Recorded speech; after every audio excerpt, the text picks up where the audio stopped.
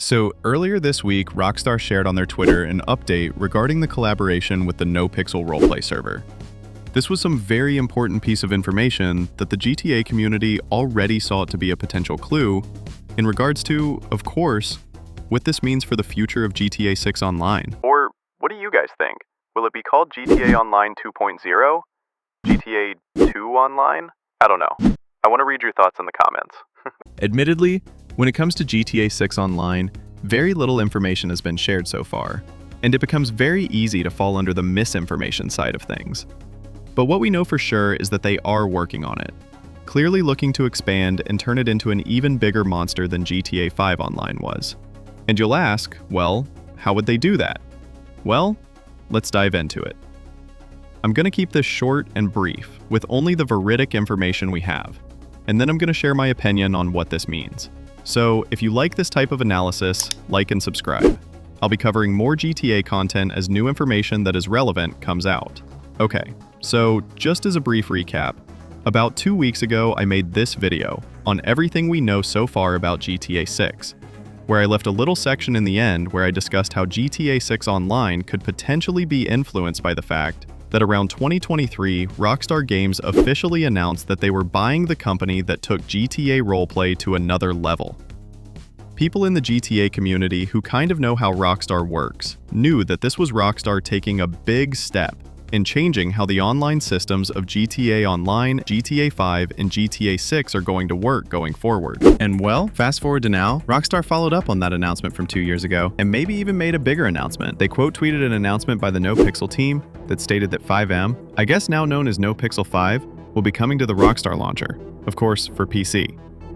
They tweeted, "We're excited to support the NoPixel team as they create the future of GTA role-playing. NoPixel 5 is the next evolution of the GTA 5 role-play experience, created in collaboration with Rockstar Games, coming soon to the Rockstar PC platforms. Stay tuned for more information at nopixel.net. Thank you to everyone in the NoPixel community for your continued support." Then they dropped a 45-second trailer with the announcement. So for those of you who might not know, and are kinda dipping their toes into the wild world of GTA mods for the first time, I want to paint the picture a little bit for you of what this means, and why this is a pretty big deal. So when NoPixel came out, it wasn't just like another GTA dedicated server for role-playing. It kinda became the beating heart of GTA role-playing. It was like a thriving digital playground where everyday players morph into larger-than-life characters straight out of a Scorsese fever dream. As far back as I can remember, I always wanted to be a gangster. Like, actual streaming careers were made from this. People binged Twitch streams or scrolled through YouTube clips of your go-to creators. What this server did for the course of GTA 5 was pretty huge. It turned it into a collaborative storytelling juggernaut, spawning viral moments that rack up millions of views and keep the game's 12-year-old bones feeling fresh and alive. Okay, so why is this a big deal? I think this completely changes everything we know about Rockstar's potential plans for GTA 6 Online. So, you can read that again if you need to, but the tweet said, "in collaboration with Rockstar Games." Not a nod, not a sponsorship, but a full-throated partnership. Rockstar has been kind of leaving us these breadcrumbs for hints towards this pivot for years. Things like snapping up 5M's devs, and also some insider information shared last year that Rockstar was reaching out to other developers, discussing user-generated content mechanics from games such as Fortnite and Roblox. And I don't personally play these games, but it seems from what I've seen so far that most of the content from these games nowadays is entirely user-generated. I feel like as of recently, we are watching some sort of shift towards how the general public looks at video games. It seems like companies are catching on to what people really enjoy. And it seems like a shift towards a more hand-free approach from the developers on how we should play the games, and how we should enjoy the world, environment, and physics they create for us. This shift seems pretty much imminent with GTA 5 Online. Rockstar created a pretty good foundation and world, and the role-playing element that exploded over the last few years finally gave the users or players a lot more freedom. And it kinda showed everyone, Rockstar included, what the players can do with it. So I feel like now, with NoPixel slotted for their PC launcher, we're watching the dominoes topple. So just imagine with me here for a second. A world where GTA 6 is launching next spring. Fingers crossed after that pesky delay shuffle. Rockstar is no dummy. They don't want to have the rocky launches that the online modes from their previous games had. So now, if they wait a couple of months to finalize the online component and let the story mode breathe and have its own place into the zeitgeist, and they take more time to work on an online launch with RP tools woven into the DNA, community-forged missions that evolve weekly, crossovers where your single-player anti-heroes stumble into player-scripted epics, and economies thriving on creator royalties rather than just shark card spamming. Yo, hey, quit screwing around. It's the antidote to the online fatigue that GTA 5 Online currently has. They'll be swapping rote grinds for infinite auteur-fueled sagas. And you know, it's kind of an easy answer to the question of like, how can we make this game fun? And of course, how can it bring us more money? One of the other reasons that this news is kind of at the forefront for all speculation regarding the next iteration of GTA Online is that it ties with a massive leak and document that came out last year, and essentially confirms that Rockstar was in fact working on a new project, officially called Project Soundstage, but also known as Rockstar Online Modding Engine, abbreviated as R.O.M.E, which kinda has a ring to it, not gonna lie. So, R.O.M.E is a rumored official modding platform for GTA 6, designed to replace the unauthorized FiveM and RedM services, allowing players to create custom experiences, game modes, and even a creator economy within the Grand Theft Auto ecosystem. After acquiring the company behind FiveM, Rockstar is reportedly developing R.O.M.E to bring a more integrated and potentially monetized user-generated content UGC system, resembling Roblox and Fortnite's approach, to the game and possibly consoles.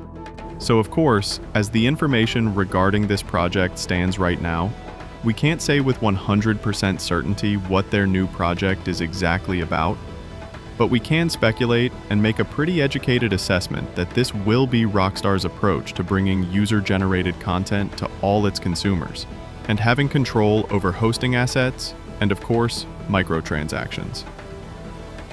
And speaking of microtransactions, yeah, I also wanted to talk a little bit about that.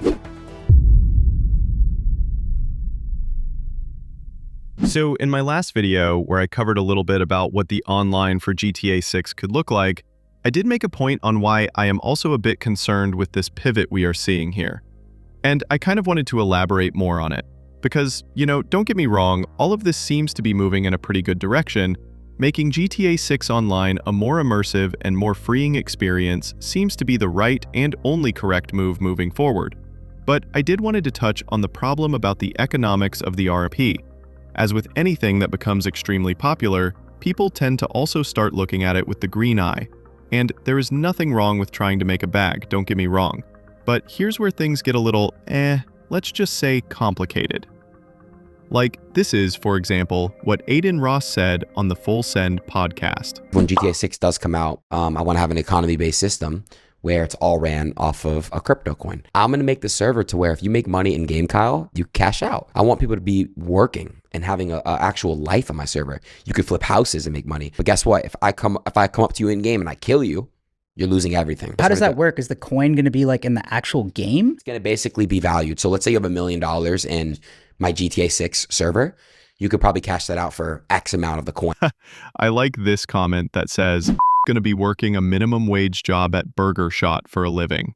And yeah, I don't know if this is going to be all that great for the overall user experience. Call me old-fashioned, but I don't think what GTA 6 Online really needs is a crypto coin-based system. Right now, in the RP world as it exists through FiveM and servers like NoPixel, there's already an economy layered on top of GTA's economy. You've got people donating to servers, buying priority queue spots, sometimes even paying for in-game perks. It's a community-driven way to keep the servers alive, but let's be real. It also introduces its own little microtransaction ecosystem. And when Rockstar officially steps in, the question becomes, how much of that are they going to absorb, regulate, or monetize themselves? Because once Rockstar owns the infrastructure, they're not going to let that money just float around in a gray area. So let's say if you're running a server through their launcher, they'll definitely will be looking to get a cut from it. And that changes the entire landscape. Suddenly, things like priority access or custom cosmetics might not just be optional donations to a community, they could be official Rockstar storefront items. And if you've played GTA Online for the last decade, you already know what happens when Rockstar sees a reliable revenue stream. They double down on it. Things like shark cards, and even Rockstar has already shown us what their new experiment is with GTA Plus. That subscription model they've been pushing the last couple years with the extra bonuses, free cash, exclusive vehicles, cosmetic perks, all gated behind a monthly fee. The problem is, it never quite landed the way they wanted it to, because they introduced it way too late in the lifespan of the vanilla version of GTA Online. Most of the community sees GTA Plus as kind of underwhelming, maybe even unnecessary, because the content wasn't unique enough, and the player base is already fatigued with grinding and microtransactions. The scary part is, RP thrives because it feels organic, community-driven, and in a weird way, grassroots. If Rockstar over-monetizes it, you risk killing what makes it special. Imagine if every piece of clothing, every custom car, or even certain server mechanics suddenly had to go through Rockstar's approval and payment. That could really throttle creativity, or at the very least, price people out of the most interesting experiences. The big irony is that their GTA Plus system could actually be something that works in an RP-driven ecosystem, because players in RP already value identity, customization, and exclusivity way more than the average online grinder. People already pay real money for queue skips, for whitelist access, for the privilege of playing in a high-quality RP environment. Rockstar knows this.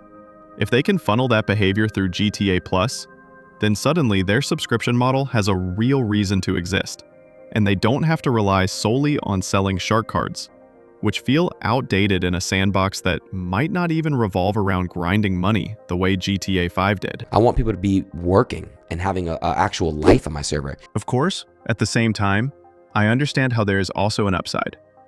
Official monetization could mean more stability, higher quality servers, and less of the shady pay-to-win mechanics that already happen under the table on some roleplay servers.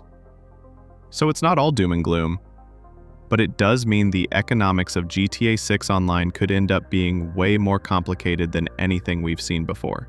And if Rockstar really is building a platform, not just a game, then they're also building an economy, one that will have ripple effects across the whole community.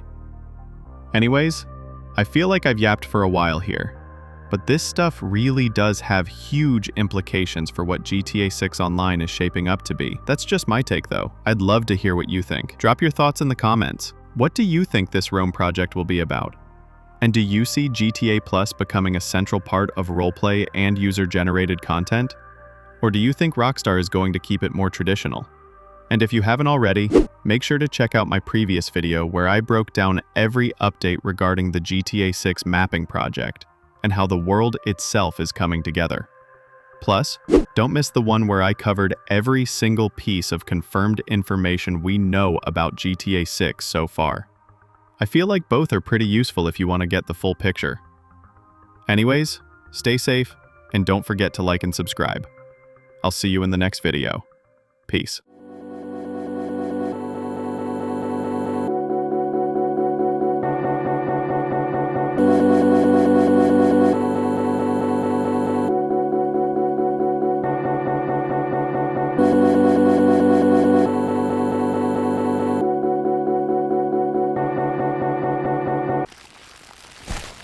Yo, hey, quit screwing around.